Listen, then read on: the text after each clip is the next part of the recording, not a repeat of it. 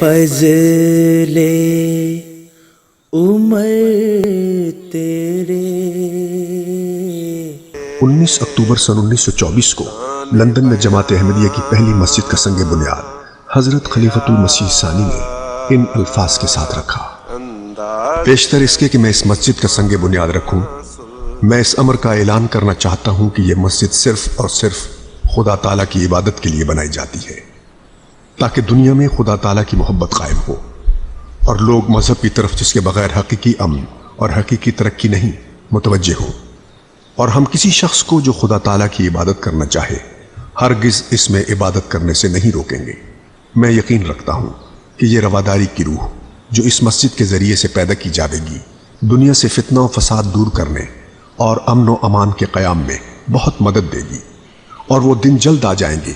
کہ لوگ جنگ و جدال کو ترک کر کے محبت اور پیار سے آپس میں رہیں گے۔ 3 اکتوبر سن 1926 کو اس مسجد کا افتتاح ہوا جو سر شیخ عبدالقادر نے کیا،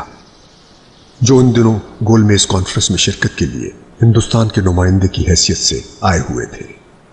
تبلیغ کی اس عظیم الشان مہم کی بنیادیں خلافت ثانیہ میں جاری ہونے والی تحریک جدید کے ذریعے رکھی گئیں۔ دنیا کے مختلف ممالک میں دینی درسگاہیں، طباعت اور نشر و اشاعت کے ادارے قائم ہونے لگے، اور آج تحریک جدید کے مجاہدین دنیا کے 178 سے زائد ممالک میں پھیلے ہوئے ہیں۔ 5 درجن زبانوں میں قرآن کریم کے تراجم ہو چکے ہیں۔ 100 سے زائد زبانوں میں قرآن کریم کی منتخب آیات اور منتخب احادیث کے تراجم ہو کر دنیا کے کونوں تک پہنچ چکے ہیں۔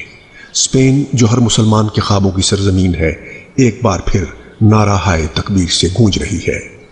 ہر سال دنیا کے ہر بر اعظم سے ہزاروں افراد یورپ کے دل لندن میں جمع ہو کر اس بات کا ثبوت فراہم کرتے ہیں کہ اسلام ایک زندہ مذہب، اور اسلام کا خدا زندہ خدا، اور اسلام کا رسول زندہ رسول ہے۔ اے فضل عمر تیرے اوصاف کریمانہ، قدرت نے جو بخشا تھا ایک نور سکون دل،